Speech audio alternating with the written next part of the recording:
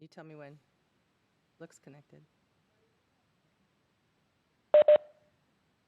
Good evening, everyone, and welcome to the City of Spokane Monday, August 2nd Council meeting. I'm Council President Pro Tem Candace Mumm, in for Council President Beggs, who is having a little bit of a technical upload, and I need to talk a little louder into the computer.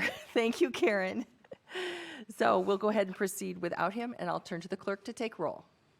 Council President Pro Tem Mumm. Here. Councilmember Burke. Here. Councilmember Cathcart. Present. Councilmember Kinnear. Present. Councilmember Stratton. Here. Councilmember Wilkerson. Present. Let the record reflect that Council President Beggs will be joining us shortly. Thank you. And before we begin tonight with our regular council business, we wanted to take this opportunity to hold a moment of silence for the loss of life over the weekend in our community due to gun violence. So we will take that moment now.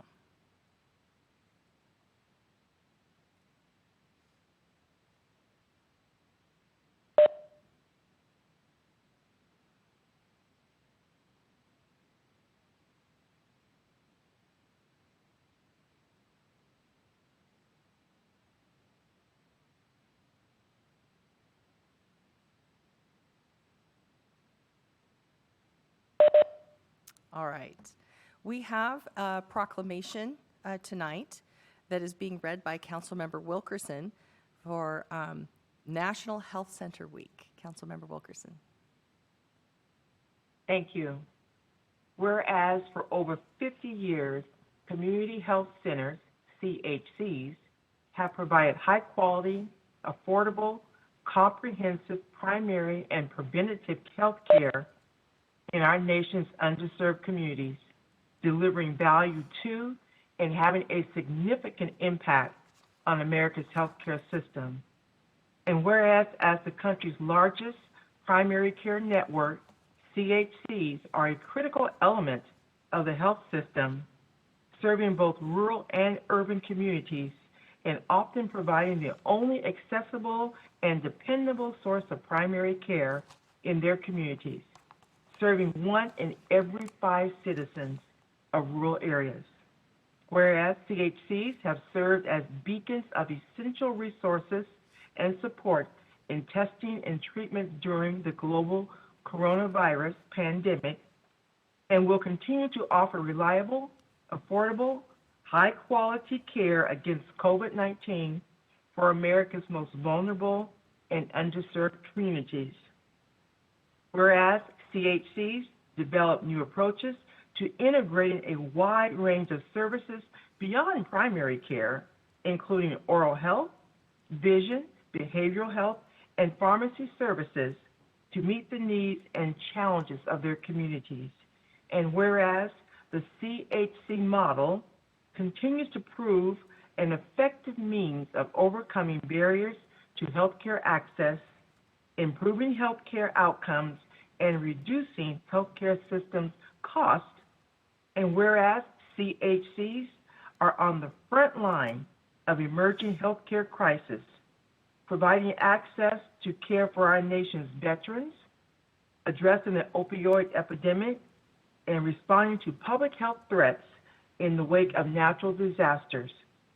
And whereas National Health Center Week celebrates America's over 1,400 health center organizations with over 12,000 service delivery sites, their dedicated staff, board members, patients, and all those responsible for their continued success and growth since the first healthcare center opened their doors more than 50 years ago.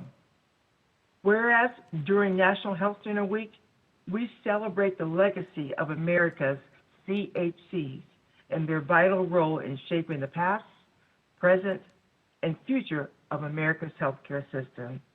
Now, therefore, I, Breanne Beggs, Spokane City Council President, on behalf of the citizens of Spokane, hereby proclaim August 8th through the 14th, 2021, as National Health Care Center Week. In the city of Spokane, and encourage Spokanites to take part in this week by visiting their local health centers and in celebrating the important partnerships between America's community health centers and the communities they serve. Also, Councilmember Mum, I'd just like to invite everyone on Tuesday, August the 10th at 4 o'clock, we will be having a ribbon-cutting ceremony for the East Central Health Dental Clinic, starting at 4 p.m. We welcome you all to join us, so thank you. And Councilmember Wilkerson, don't we have someone here to accept that? Mr. Weiser, do you want to introduce him? I wasn't sure, but if he is, go for it. I can introduce myself. Thank you, Councilmember Wilkerson, for reading the proclamation, and City Council members for your support of that. I'm Mike Weiser, Chief Strategy Officer with Chaz Health. We have 11 CHCs in Spokane providing medical, pharmacy, dental, and behavioral health services to community members regardless of their insurance or ability to pay. And the Native Project and Unify Community Health are also community health centers with 4 additional sites in Spokane, focusing on similarly underserved populations. This year, for National Health Center Week, we're especially celebrating the opening of 2 new clinics in the last year during the pandemic. We just opened our first behavioral health focused clinic in North Spokane. That clinic follows the Certified Community Behavioral Health Clinic model and will support what we all know is a growing need for mental health support in our community, and includes lots of collaborations with existing behavioral health agencies to really help patients connect with the treatment options that are going to work for them. And additionally, as Councilmember Wilkerson mentioned, the East Central Dental Clinic opened in October and was only possible with a great collaboration with the City of Spokane and with the MLK Center. Oral health disparities are especially high here, and so that serves a great need in the East Central neighborhood. It was busy from its first week of opening and has now provided over 5,000 visits to patients so far. Chaz's mission is to continue expanding access to high-quality health and wellness services, one neighborhood at a time, and we look forward to further collaborations with the City of Spokane to do that. Thank you very much. Thank you. Really appreciate you being here tonight. We also have an unscheduled salutation that we want to give tonight to someone who usually is behind the camera. And I will read this on your behalf. I need to be a little louder, but I'll read this on Council President Brian Beggs' behalf, but I do want to note he has officially joined the meeting. So whereas Mike Lavelle graduated from the EWU School of Broadcast and went to work in the local media directly after graduation, whereas he began his career with the city on June 17th, 1985, starting with producing informational programs with the Spokane Police Department. And whereas in 2014, Mike brought his talents to the City Communications Department and Cable 5, where his focus has continued to be working on informational programming for the SPD and more recently for Spokane Parks. And whereas he has won numerous awards for his excellent work during his time at the city, and whereas Mike has become a fixture in City Council Chambers of the Years, helping to produce and air our City Council meetings, study sessions, and council recaps, and council members will miss his work in the booth up upon his retirement. We're waving to him up there, and he's duly embarrassed by this. Whereas viewers will continue to see Mike behind the camera at many local sporting events, as well as enjoying his retirement, swinging his clubs on the nearby links. Now, therefore, Brian Beggs, City Council President, on behalf of the community members of Spokane, hereby salutes Mike Lavelle for his service to the City of Spokane. And we're so thankful for all his work during all those many decades. We'll give him a little applause. He's clapping up there in the booth. And we have this for you, Mike. It's all signed and sealed. All right. Thanks for your, you bet. You bet. All right. That takes care of our advance items. And we will now turn to our regular scheduled business for the city. And Clerk Pfister will start with our special budget ordinances. Ordinance C 36090, amending ordinance number C 35971, passed by the City Council December 14, 2020, and entitled an ordinance adopting the annual budget of the City of Spokane for 2021, making appropriations to the various funds of the City of Spokane government for the fiscal year ending December 31, 2021, and providing it shall take effect immediately upon passage, and declaring an emergency and appropriating funds in Asset Management Capital Fund. Increase appropriation by $1,386,733. Increase in appropriation is provided from Asset Management Capital Fund unappropriated reserves. The engineering relocation SIP loan authorized by Resolution 2020-75 was fully budgeted in 2020, but the unspent capital expenses were not carried forward into 2021. This action relocates engineering construction management and makes related construction payments on this project. Thank you. We have no public commentary, but do we have any council commentary or discussion? I think we have a technical problem from Councilmember Stratton. I'm not sure if she's able to hear us or communicate with us.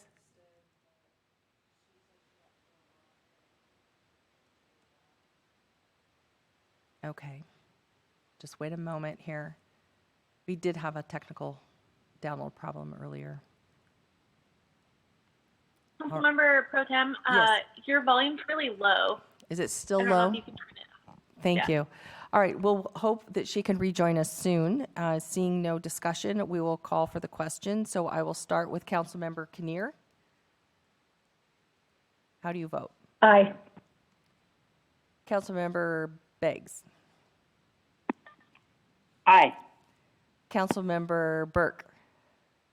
Aye. Councilmember Cathcart. Aye. Councilmember Wilkerson. Aye. And Councilmember Stratton, are you back with us?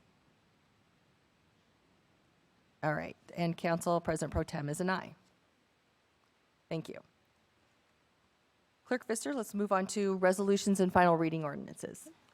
Resolution 2021-65, establishing a list of city-sponsored development incentives as identified in the attached addendum, which is on file in the city clerk's office. Councilmember Kinnear, would you like to give us a summary? Thank you. Yes, I would. We have an echo. Councilmember Mum, you might want to mute. Okay. For the past 3 or so months, I've been working on this suite of development incentives.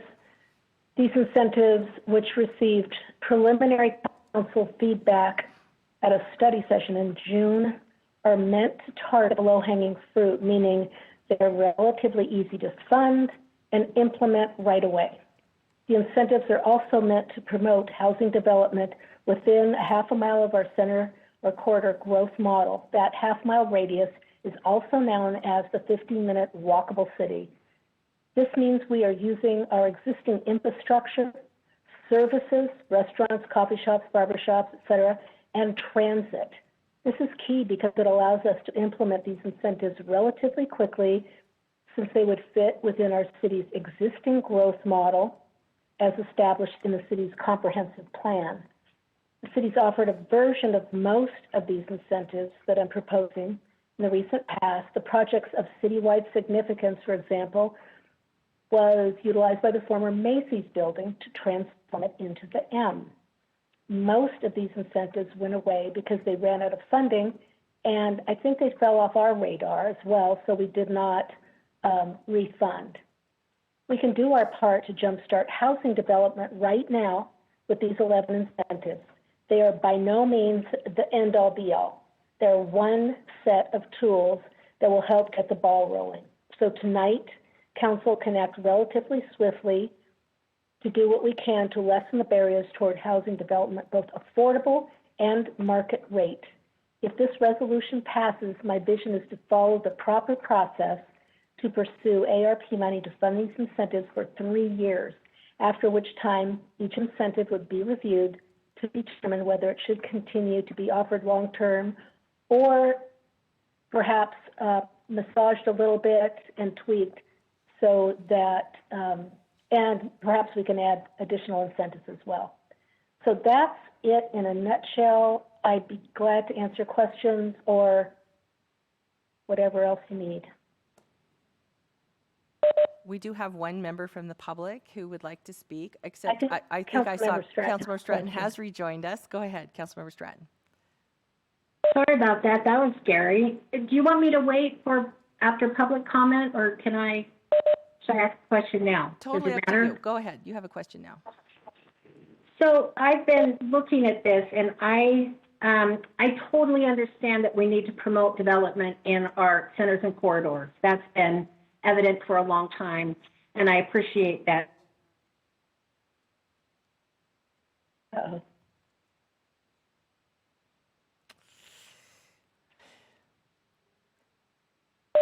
All right, let's do this. We'll get our connectivity back and hear more from her. And I apologize that we are having a connectivity problem. But we will hear from a member of the public, Nicolette Ochiltree. Are you with us online? Go ahead and hit *3, and you'll have 3 minutes. Go ahead, Nicolette.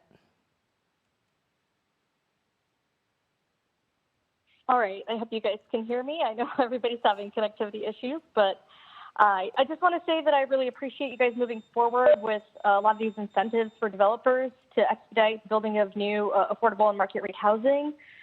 I especially like some of these pieces that aren't just for developers, but actually for homeowners, and especially this one that says homeownership limited tax exemption for first-time homeowners.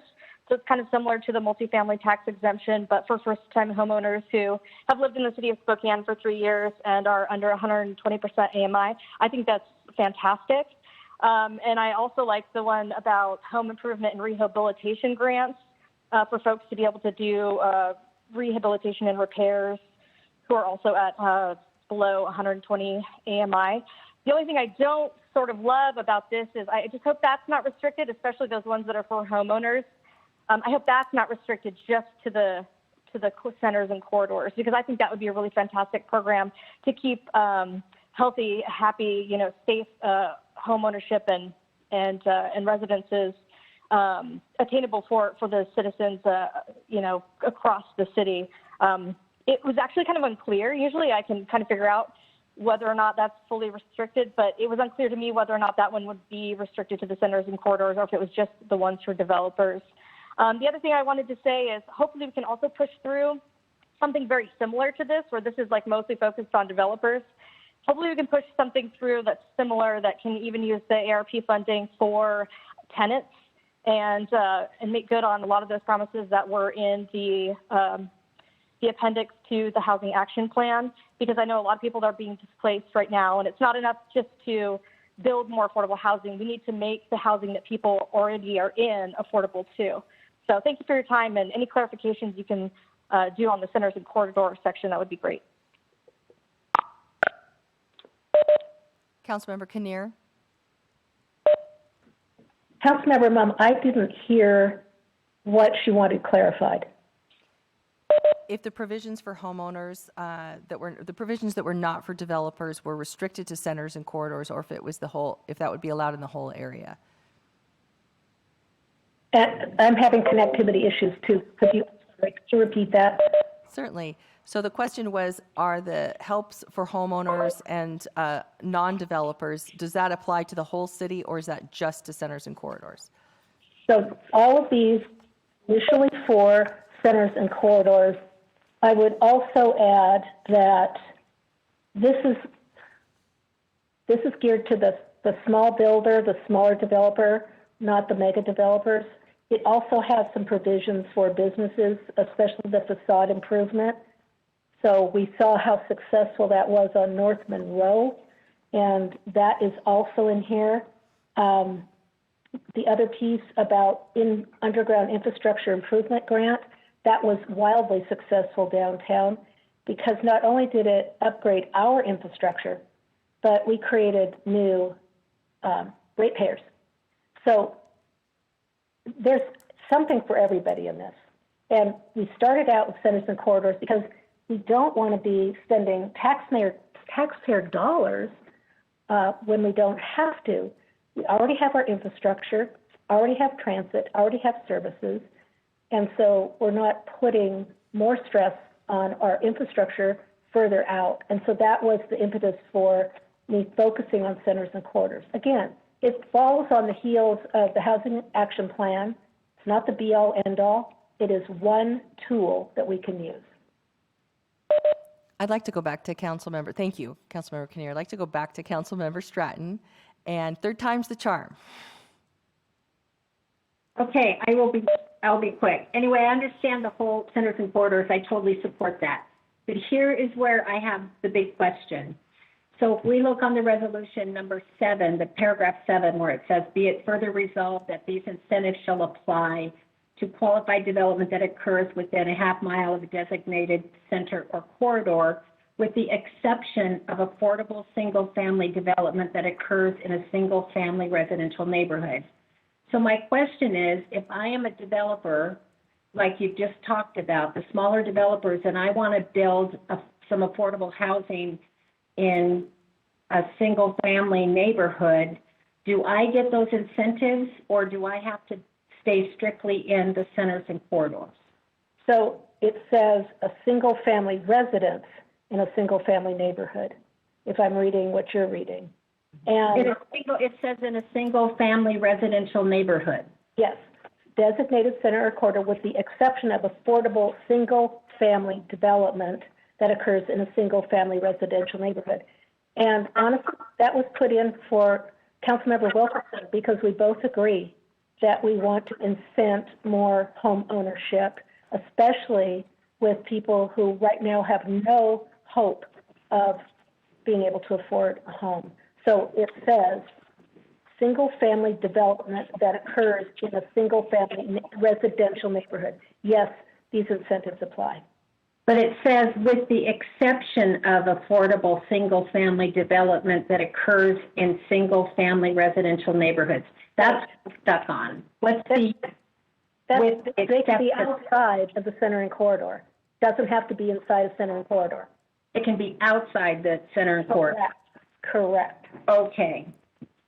Maybe I've used so much brain power today being confused that it turned off my whole system. I think if there's connectivity and it's probably permeated the entire house. Yes, it could be, but thank you. That just, I don't know if we want to consider rewriting that paragraph because that just seemed really difficult for me to understand. But now you understand. As long as if I'm a small developer and I want to put some affordable housing in a neighborhood, and okay, for homeowners, but it's affordable, that I get those incentives, I should be able to get those incentives as well, correct? Yes. Yeah, as long as you apply for it, yes. But if I want to build a fourplex or a duplex, then I have to go through all the zoning Correct. process, right? I just don't get to go in and do that. This is for single family. Okay. Thank you. Sorry for all the confusion here. Are there other No, I'm glad questions? we could. Thank you. Are there other questions or comments from the other council members? Councilmember Cathcart. Yeah, thank you. I just say I'll be supporting this evening. I certainly support the general intent and spirit of it. I'm sure there's some nuanced disagreements that I have with some of the policies in there that we'll definitely hash out when the ordinances come forward. But for tonight, I do support the general sense of what's there, and we just need to get moving. Anyone else? Councilmember Wilkerson, then Council President Beggs. Well, I'll just concur with Councilmember Cathcart. Really, the spirit of the resolution is a starting point for us. And yes, the devil will be in the ordinance, and we will work all that out. But this is just leadership. And thank you, Councilmember Kinnear, for doing this work on behalf of council and our citizens. Council President. Yep, I just wanted to add my strong support. Again, this is a resolution. This is just saying this is now the policy of the city to pursue it, and we're going to need some help from administration staff to flesh out the programming. To Nicolette's point, that those home repairs are already a citywide program, and this is just highlighting it, but we need to fund it. And as Councilmember Kinnear mentioned, as far as the single-family homes outside the centers and corridors and the half-mile boundary, it applies. And I do just want to make a point that in the past, we've only gone a quarter mile out of centers and corridors. So if you start going a half mile out, you're penetrating regular neighborhoods in a good way, but still less than 15 minutes to get to the services that are in the centers and corridors. So I think this is great. I do call on the administration to help us get this program fleshed out so we can get money out the door. We'll take care of the money with the ARP in our regular process, but it's going to take some staffing and programming and creativity and community input from people of how this can work well, including from developers of, okay, how can we fast track it so that they can fast track it? So strongly support. Thank you, Councilmember Kinnear and your legislative assistant, Jacoby Bird. I think I'll add to that in just maybe a different way. Our neighborhoods have been waiting for these implementation tools for centers and corridors for well over a decade. And I just want to applaud this council for doing the heavy lifting. We've been asking for this for a very long time, and it's consistent with the comprehensive plan, with the exception of the half mile. But in general, it's consistent with the comprehensive plan and certainly consistent with the Growth Management Act, which talks about efficiently using what the community has already invested in first before we go out and build new. We know we have way too many roads to take care of. We have a lot of aging pipes and infrastructure, but we have a lot of capacity in these centers and corridors that could still be used, not to mention the access to transit. So excited to support this. If there's no other comment, we'll go ahead and call for the question. And we will start with Councilmember Stratton. Aye. Councilmember Kinnear. Aye. Councilmember Beggs. Aye. Councilmember Cathcart. Aye. Councilmember Burke. Aye. Councilmember Wilkerson. Aye. And Councilmember Mumm is aye. Thank you. Next, we have a new addition to the agenda that was made earlier today, so I think I'll have Clerk Pfister read that, just if you wouldn't mind. Okay. Resolution 2021-67 regarding the appointment of for and against committee members relating to the ballot measure on the November 2nd, 2021 general election regarding a proposition to amend the Spokane City Charter to adopt the Spokane Cleaner Energy Protection Act and approving the explanatory statement prepared by the city attorney. And Council President Beggs, do you want to just give a quick explainer for this? It's a little unusual.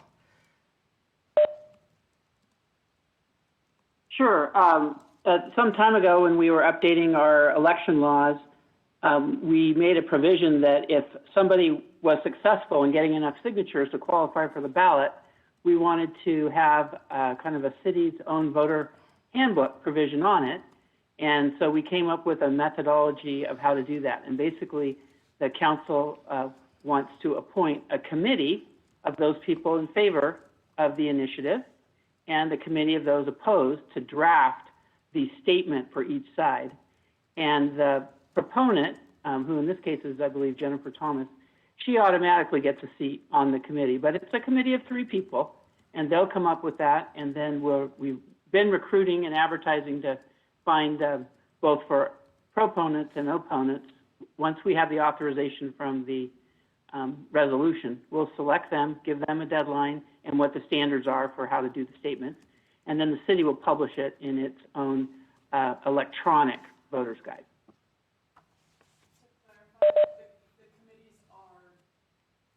We have a clarification. The committee members are named. Sorry, I didn't read that closely. Even better, we're even farther along. We are. All right, we have no public comment. Any council commentary? All right, we'll call for the question. Councilmember Stratton. Aye. Councilmember Kinnear. Aye. Councilmember Beggs. Aye. Councilmember Burke. Aye. Councilmember Cathcart. Aye. Councilmember Wilkerson. Aye. And Councilmember Mumm is an aye. Motion passes 7-0. Next up. Ordinance C 36088 relating to the adoption of a wildland urban interface code adopted a new chapter to Title 17 of the Spokane Municipal Code designated as Chapter 17F.110 SMC. Council sponsors, Councilmember Kinnear. Thank you. I guess we don't need to think about this very hard. All we have to do is look outside at all the smoke and know that we need to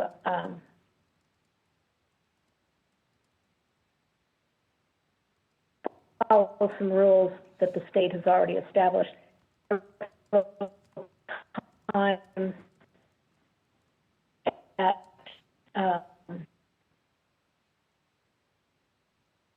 My connectivity is going again, and we had a briefing at one of our committee meetings. So it's merely following state regs, and we get this every year. This happens to be the wildlands interface piece that we need to adopt now. Both of these. Thank you. I do see that you are back with us, Councilmember Kinnear. I want to make sure that everyone has a chance to weigh in this. I think we have some connectivity problems perhaps with one or two other council members, but if you can hear me, any other comments here or questions for Councilmember Kinnear? All right, Councilmember Stratton, are you with us? I'm here. Okay, great. So we'll go ahead and call for the question. Councilmember Stratton. Aye. Councilmember Beggs. Aye. Councilmember Kinnear. Aye. Councilmember Burke. Aye. Councilmember Cathcart. Aye. Councilmember Wilkerson.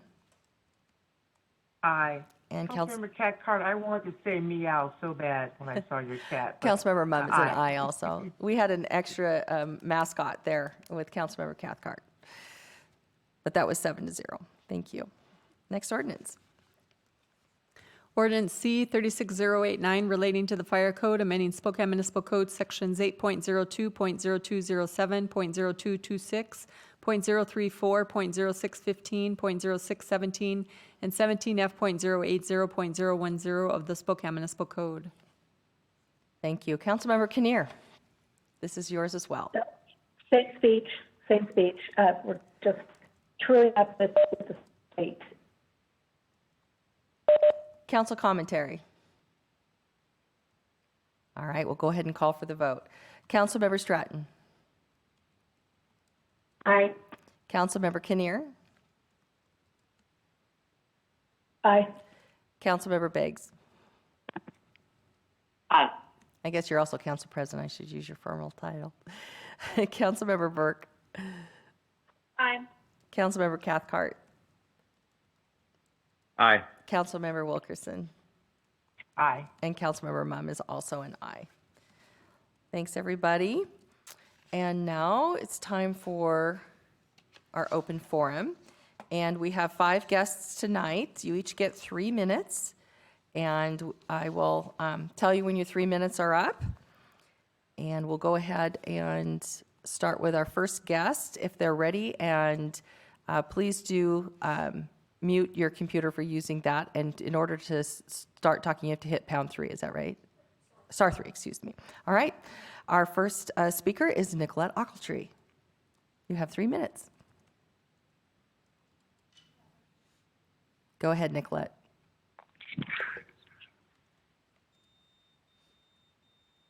Good evening again, Council. On Saturday night, my mother and I saw a blind man struggling with his cane in one hand and a box in the other while walking downstairs from his second-story apartment to his garage. And we asked him if he needed any help, and he said yes. He explained that he was having to move out last minute after learning that his rent would be increased and that it would no longer be in his budget. He is on disability, and which is a fixed income, and that wasn't going to increase, and now his rent was going to be too expensive. From my understanding, his rent was just under $900 initially, and I had to read the form that was taped on his door because it wasn't actually offered to him in a way that he could read it. But his rent increase, if he wanted to sign a 12-month lease, was going to be a 23% increase, And if you wanted to do month to month, it was going to be a 60% increase in rent to go month to month. Now, this is really horrible because put yourself in his shoes. Like, he can't really go out and make any additional money. He's on a fixed income. And so even if he does want to find a place, he's now got to get money for a new deposit. He's got to get money for application fees. And because there's a 0.6 vacancy rating, he's going to be putting in a lot of applications. So he could be spending thousands and thousands of dollars just trying to find a new place to live. And knowing that he wouldn't be able to afford that 12-month lease, he would likely have to do that month-to-month lease if he wasn't, now moving out, which again would be a 60% increase on his rent. And where is that money going to be coming from? If this gentleman hadn't had help with us bringing down the boxes and also, help from friends that were from out of town that are going to be letting him stay with them for a while, he would be another homeless individual on our streets. The displacement is getting really bad. Now, I know rent control is legal in the state of Washington, but relocation fees for economically displaced individuals is within the purview of the city. So is trying to implement universal background and credit checks, all these other kinds of things that we've seen you guys consider in the appendix to the Housing Action Plan. So moving forward with those immediately is going to be critical right now because there are very few ways that citizens themselves that are experiencing these increases can do anything about it. And even for those who got rental assistance and are doing payment plans with their landlord, because of the bridge program that the governor put in place, the landlords are also able to charge an additional 30% on top of that rent that they already owe. So we're going to have a lot of folks that are going to be displaced really quickly if we don't do something about it. So please do with whatever is within your power to do so that we don't see a tsunami of more of our citizens being houseless. Thank you for your time. Thank you, Nicolette. Next is Terry Anderson.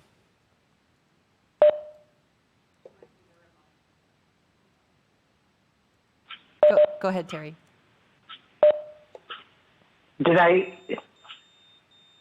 Hi, can you hear me? Oops. Yes, go ahead, Terry. Go ahead, Terry. Oh, okay, I'm sorry. Thank you for Nicolette, because she kind of talked what I was going to talk about, and I apologize. One of the things I also wanted to just start with is how difficult it has been for tenants to tell their stories. I think there's a misperception that tenants have had it really easy because there's been a moratorium, when in fact it has been very, very difficult for tenants throughout this pandemic. We've had very inconsistent rollouts for rental assistance, and tenants have lost jobs, have lost their work, have had to stay home because they don't want their family members to catch a deadly virus. I mean, it's just been a very, very, very terrible time for renters throughout this whole pandemic. But fortunately, the governor did issue a moratorium that kept people safe in their homes. And I think the thing that has been the most horrific is that now that the moratorium was over, where the tenants union and other advocates and service providers really thought we could devote all of our time in helping tenants prevent becoming evicted with the new resources that are available, we're addressing these huge rent increases. And the rent calls that we're getting now on a daily basis are not just a minimal, rent increase. These are $600 rent increases, $500 rent increases, $150 rent increase for tenants who are paying the very most modest of rents in Spokane. So I'm just going to read off a few because I get so many calls and I've been trying to jot them down. One tenant has her rent increased $1,105 to $1,800 Another tenant called who's now paying $1,000 whose rent will go up to $1,700. Tenant called today, a retired couple, really sweet people, and their rent's going up from $1,450 to $1,950 a month. Tenants in a building just in the northeast part of town who've all lived there because it's affordable the entire building was told that their rent's going from $650 a month to $950 a month, and that will make that building completely unaffordable for the tenants in that building. And yes, you can require these landlords to pay relocation costs for tenants when the rent increases are so high that they will displace the tenants. We call those economic evictions, and we really would like to see them addressed. Thank you. Thank you. Next, we have Kim Schmidt. Go ahead, Kim. And make sure to hit *3.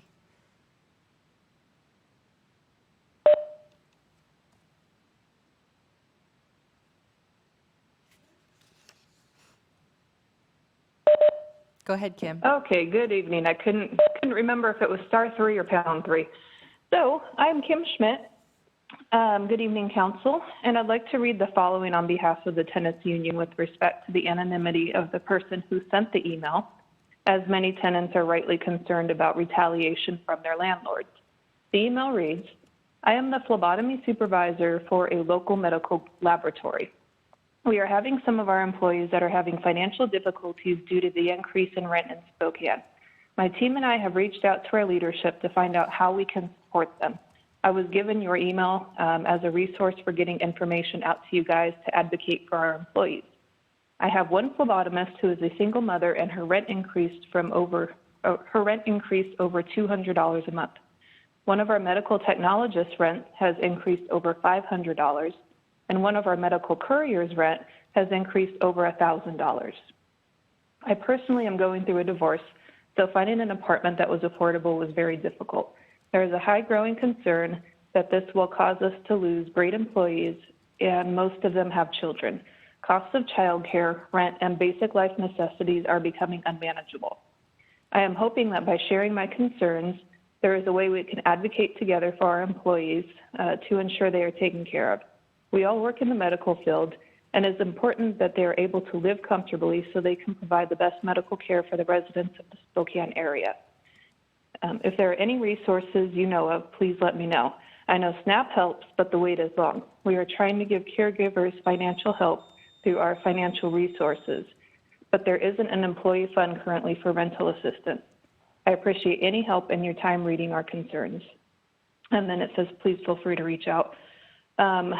One of the reasons why we wanted to read that is so you can hear straight from the tenants who are going through this right now, because there's so many people who their rents are increasing, even people with jobs that pay well are being priced out. I personally come from the Bay Area. I've lived in the Spokane area almost 3 years now.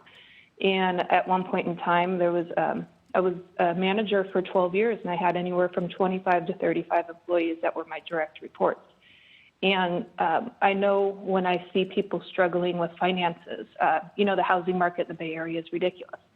When people cannot find adequate shelter, it affects their work. So not only are we looking at a serious epidemic of homelessness in our area, but we're already having trouble staffing industries, industries that we need. The man who sent this email is from a big name local medical group. So with that said, and then finally, on a personal note, and as a representative of Stronger Together Spokane, we would like to send President Beggs our love, support, and all the healing vibes that we have in us. Also, President Pro Tem Mom, you're doing fabulous. And that's all for me tonight. Thank you. Thank you. I say I have a good trainer. Next is Rebecca Leach. You have 3 minutes.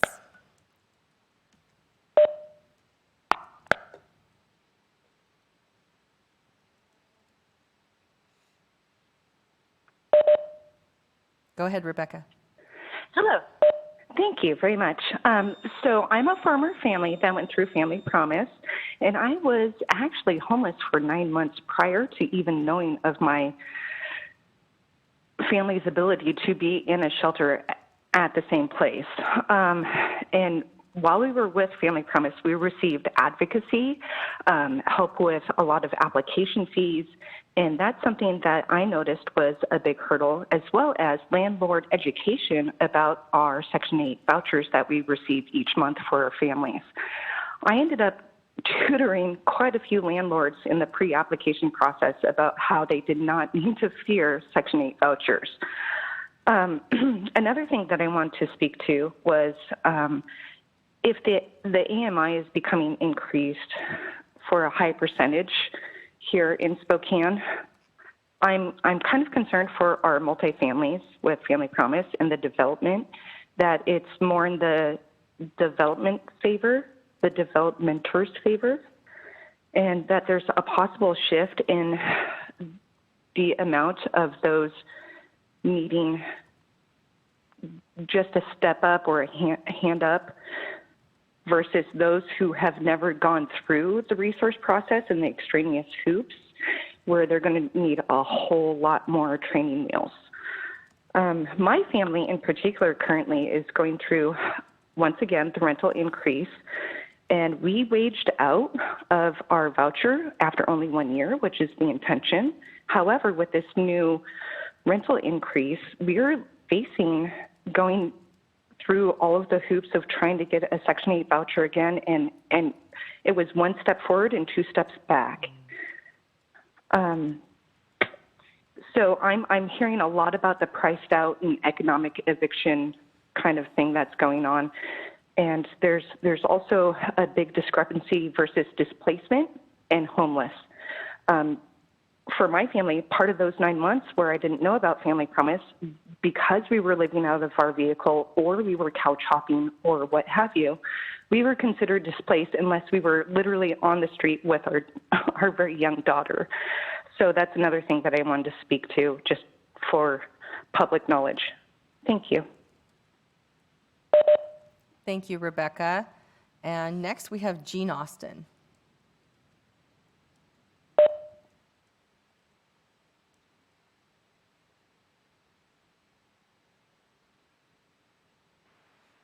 Go ahead, Jean. I'm here. Can you hear me now? Yes. Oh, okay. Hi, good evening. My name is Jeannie Austin, and I live in a large apartment complex up on the Upper South Hill. I've lived in the same apartment for almost 4 years, and in the past, normal rent increases have been about 5%. On July 1st, I received a rent increase notice of 47%, $532, effective upon my renewal of my lease beginning November 1st. My rent burden will result in over 60% of my income. I work full-time for a school district and always paid my rent in full, on time, even all through the pandemic. Working middle-class renters do not qualify for low-income assistance, so the only option we have is to try and find more affordable housing. Unfortunately, there's not much out there. And how will I pass a credit check with these higher rents when my salary has not increased at a similar rate? I understand that the moratorium put a hardship on landlords. However, the law allows landlords to charge whatever increases they want, was intended to protect mom and pop landlords, not the large apartment complex landlords with corporate property managers. Increases of this magnitude is nothing short of greed, and you can't negotiate with these corporations. As local elected officials, it is important for you to work with state legislators, landlord associations, and developers to resolve our housing shortage. We need more affordable apartment properties for all, including low income. One of the roadblocks for construction is who pays for infrastructure of roads, sewer, and water. There needs to be productive, good faith negotiations regarding these issues in order to move forward before our homeless crisis in Spokane gets any worse. Thank you for your time. Thank you. And that brings us to the end of open forum. Just a couple of reminders. Tomorrow is National Night Out. There are 27 sites where you can go meet your neighbors and your public safety officials, and it should be on our SpokaneCity.org website. We also want to remind everyone it is primary election time, and the polls are open until 8 p.m. tomorrow. You can either mail your ballot or take it to one of the local library drops so you can participate in the current election. And we are on a break next week. Our next meeting will be on the 16th, and we will see you back here at 6 o'clock. Thank you and good night.